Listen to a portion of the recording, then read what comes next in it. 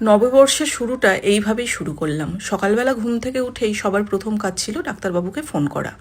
ডাক্তারবাবু অনেকটা দূরে ছিলেন, তাও আমার কথা মতো উনি যত তাড়াতাড়ি সম্ভব চলে এসেছিলেন। এই যে বাচ্চাটিকে দেখছেন, এই বাচ্চাটি আমার পাড়ার নয়, পাশের পাড়াতেই থাকে। একটা সময় মাঝে মাঝে আমার বাড়িতে চলে আসতো, আর পুজোর সাথে খুব বন্ধুত্ব ছিল। মেয়ে ওকে ভালোবেসে বৌমা বলে ডাকতো।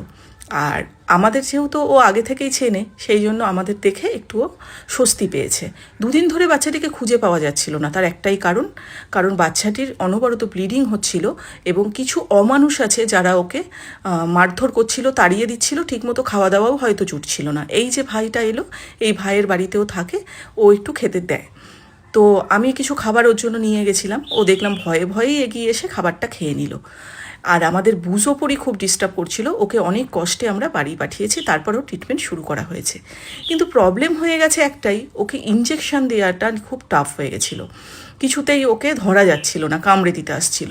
আর আমাকে আর মেয়েকে যেহেতু চেনে, কারণ আমাদের বাড়িতেও মাঝে মাঝে আগে যেত, আর আমরা যখন রাস্তা দিয়ে যাওয়া আসা করি তখন ওর সাথে একটু কথা বলা হয়, আদর করা হয়, আর মাঝে মাঝে খেতে দেয়া হয়। সেই জন্য আমাদেরকে চেনে বলে ও আমাদের দেখে একটু মানে স্বস্তি পাচ্ছিল। তো অনেকটাই দেখলাম রোগা হয়ে গেছে, শরীরটা ভেঙে গেছে।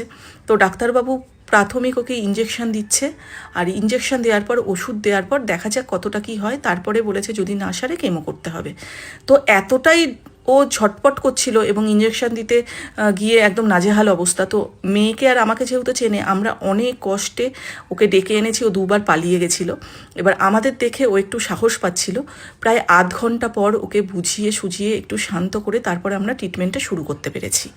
তো ডাক্তারবাবু বলল ইঞ্জেকশন আর ওষুধে আশা করি কাজ হয়ে যাবে, যদি না হয় তাহলে কেমো করতে হবে। অ্যাকচুয়ালি ওর পেচ্ছাপদার দিয়ে অনবরত রক্ত বেরোচ্ছে, ইনফেকশন হয়ে গেছে। তো কিছু অমানুষ আছে ওই রক্ত পড়ছে বলে ওকে দুচ্ছাই করছে। আর আবার এরকমও কথা আমার কানে এসেছে, ওকে নাকি গাড়ি করে দূরে কোথাও ছেড়ে দিয়ে আসবে। একবার যদি এই জিনিসটা হয়, আমি আগুন জ্বালিয়ে দেবো, কথা দিলাম। ভিডিওটা আপনি যদি শুনে থাকেন, আপনাকে বলছি আমি আগুন জ্বালিয়ে দেবো যদি আমি ওকে খুঁজে না পাই। তো যাই হোক, সকলকে জানাই শুভ নববর্ষের অনেক শুভেচ্ছা। আপনারা প্রে করবেন যেন বাচ্চাটিকে আমি সুস্থ করে তুলতে পারি।